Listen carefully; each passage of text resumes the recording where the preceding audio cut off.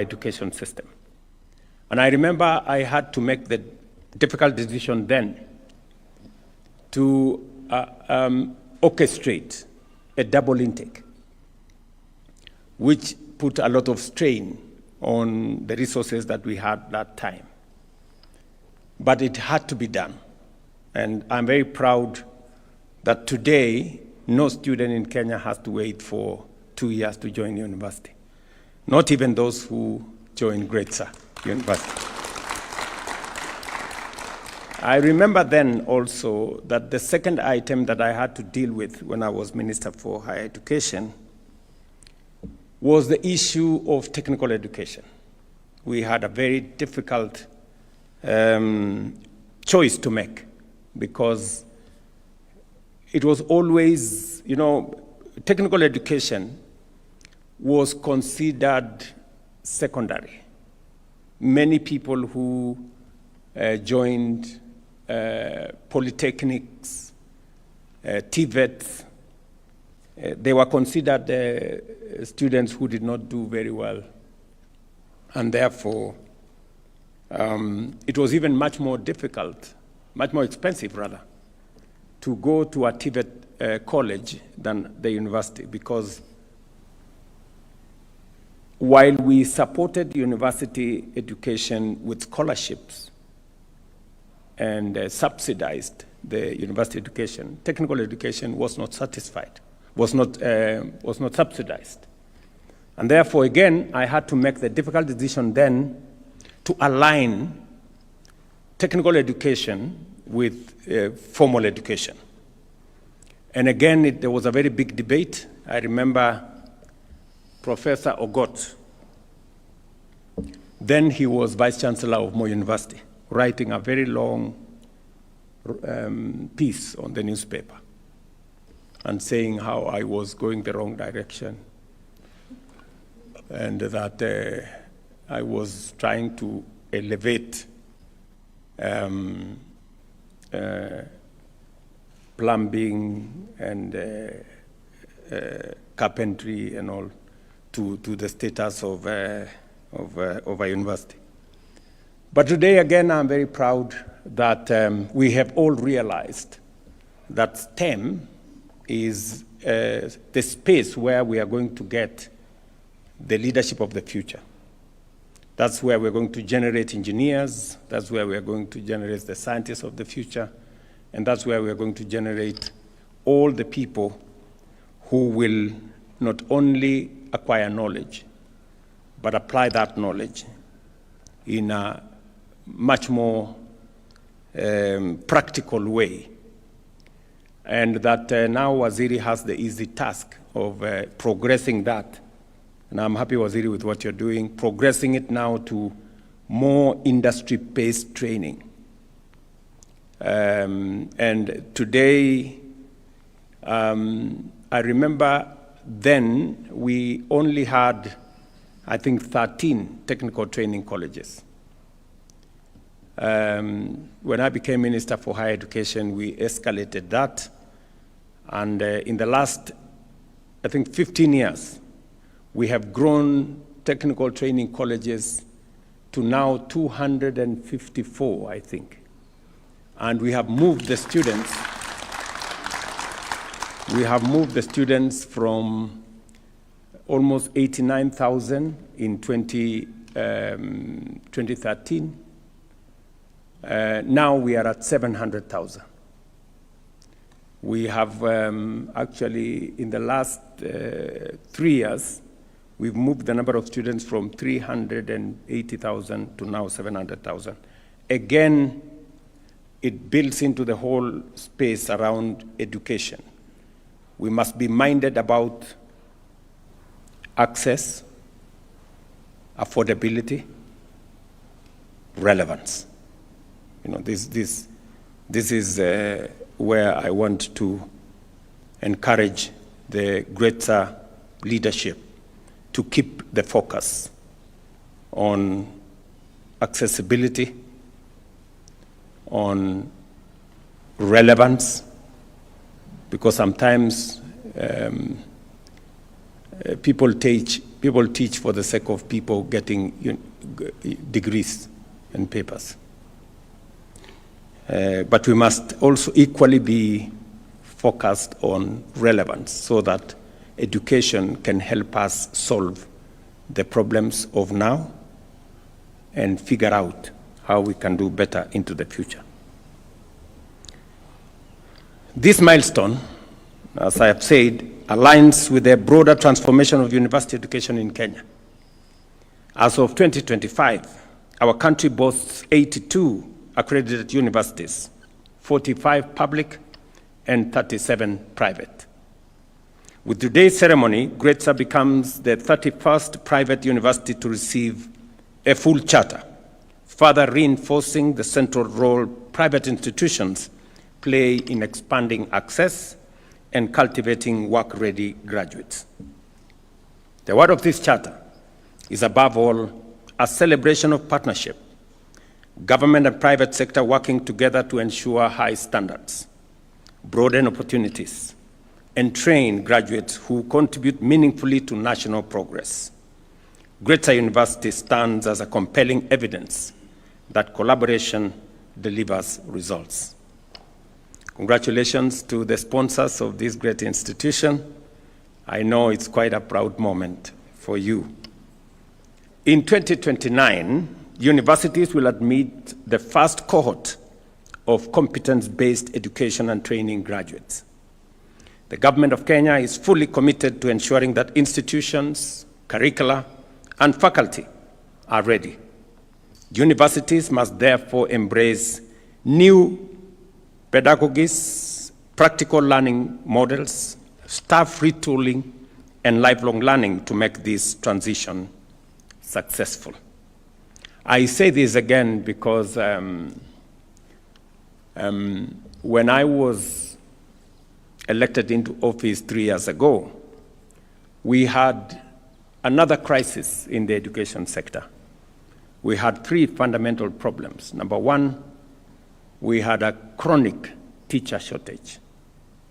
Number 2, we had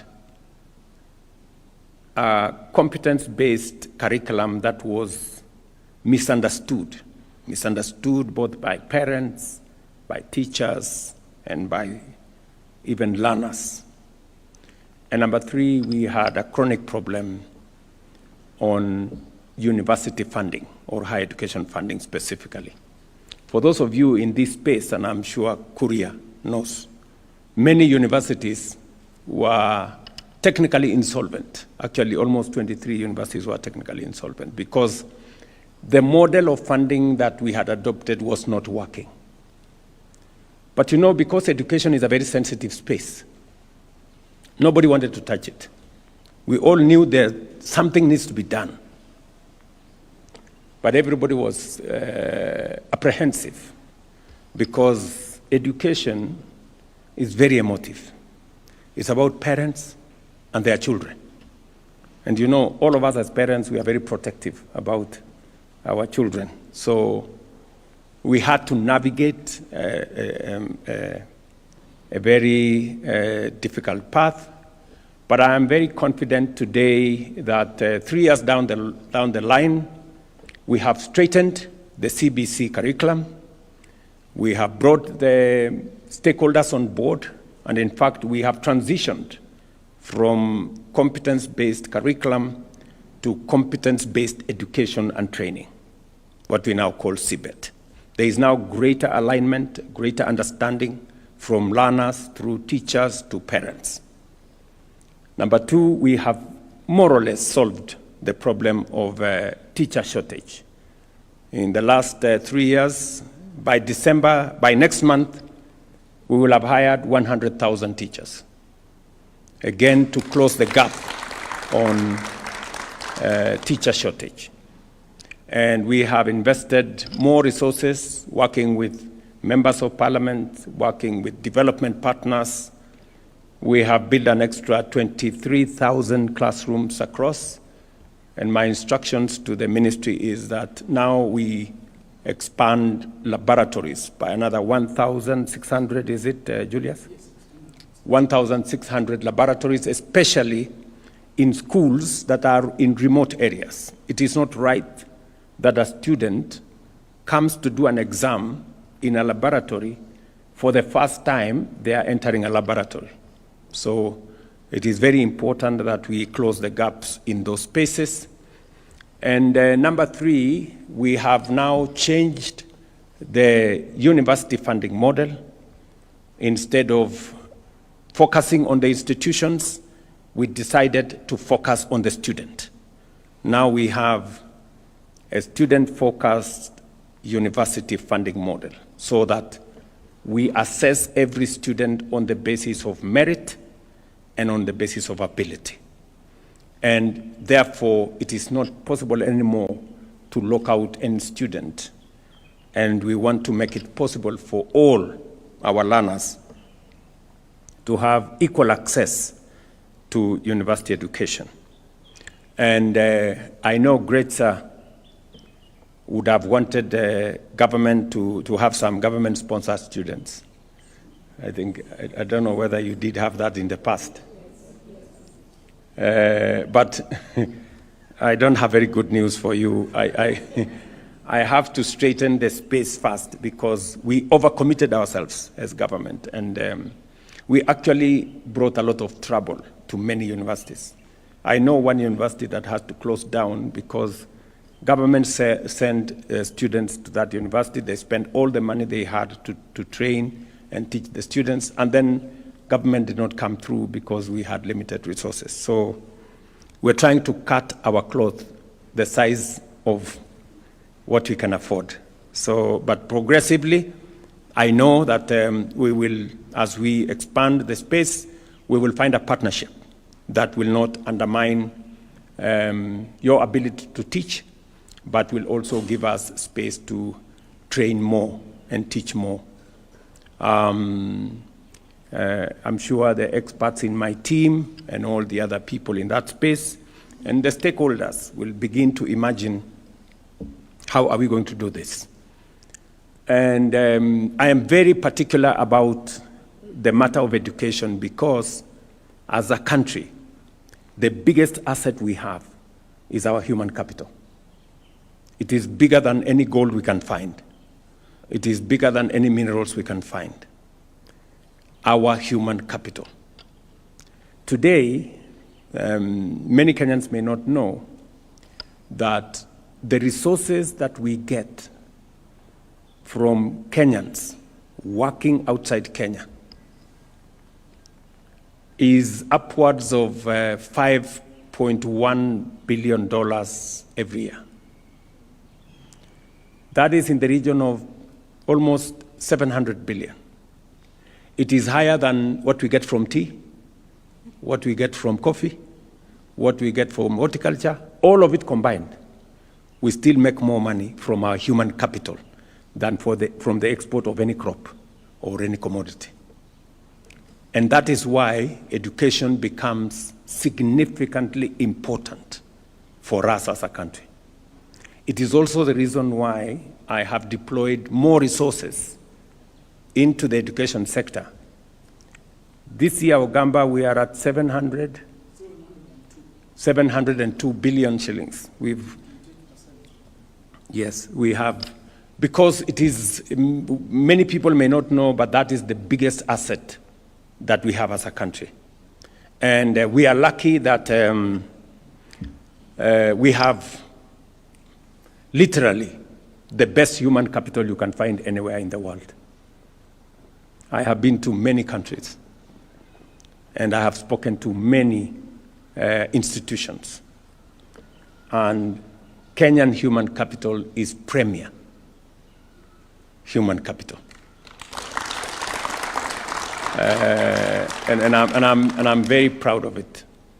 A week ago, 10 days ago, I was in Qatar, and the government there was saying, you see, we have Kenyans working for us here. They are outstanding, and we are offering another 13,000 positions for Kenyans to work in their country. I know many people look at it as brain drain. And in my very honest opinion, I think it's not brain drain, it is brain gain, because the more Kenyans work outside, the greater the exposure they have, and the more they bring back to our nation. The experience they get outside there, the knowledge they get outside there, the transfer of skills that comes as a result of Kenyans who work outside, the work ethic that comes with it informs what we do as a country. And much more importantly, it is a resource that we have as a country that we are happy to share with the global community. We are lucky that Kenyans speak some of the very best English in the whole world.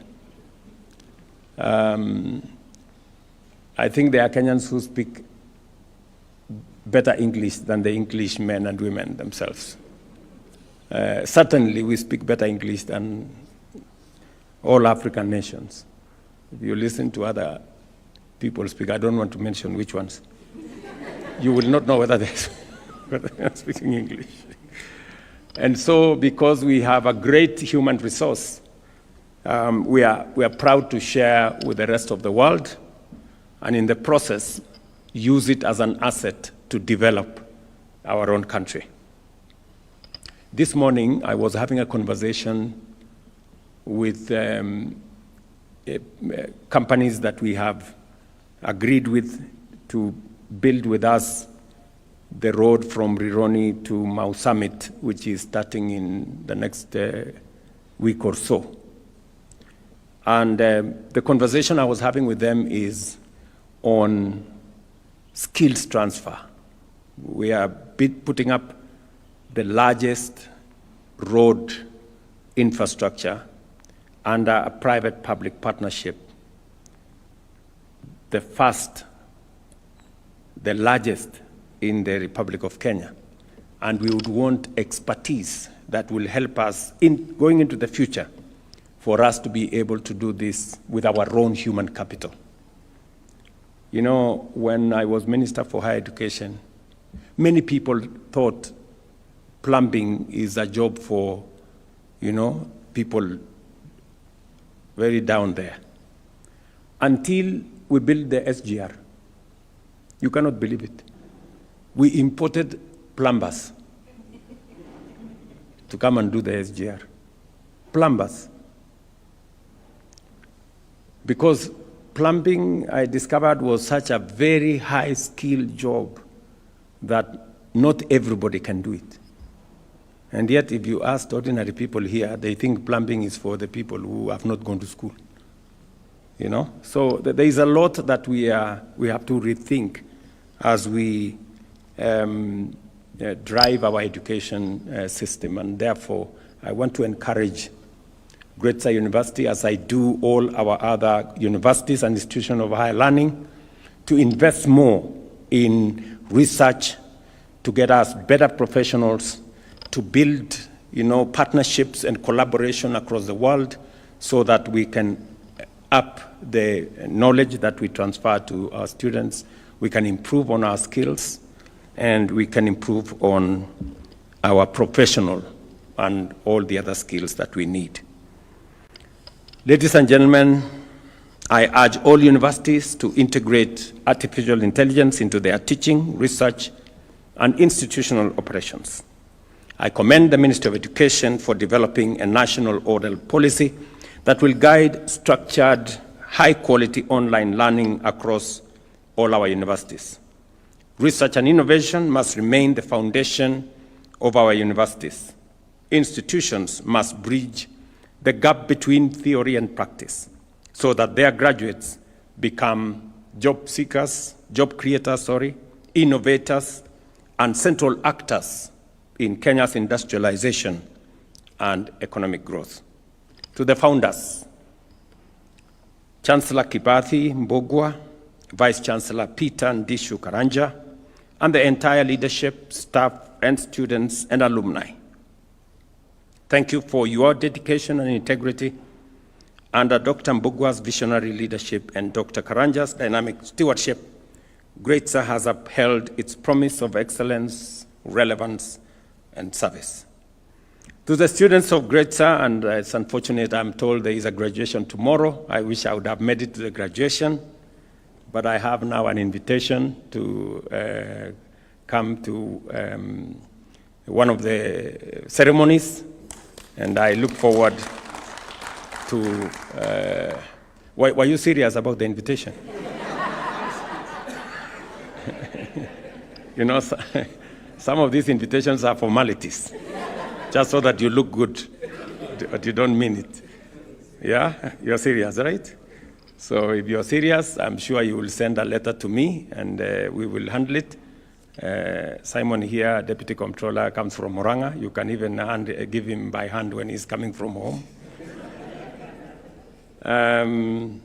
So to the students of GREATSA University, seize every opportunity, learn with intention, nurture your talent, sharpen your curiosity, and prepare yourselves to lead, to innovate, and to solve the problems of the present and the future.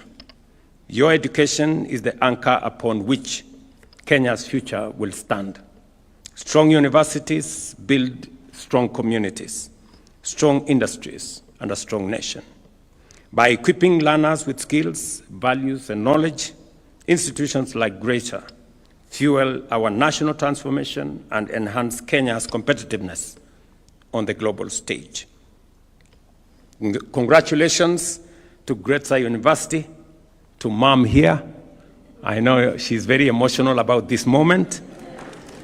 And I want to tell you, Mom, you now join the distinguished ranks of Kenya's fully chartered private universities, a testament of your vision, progress, and promise. May your future be defined by academic excellence, groundbreaking research, and graduates of character who will build our nation. Thank you very much, and congratulations again.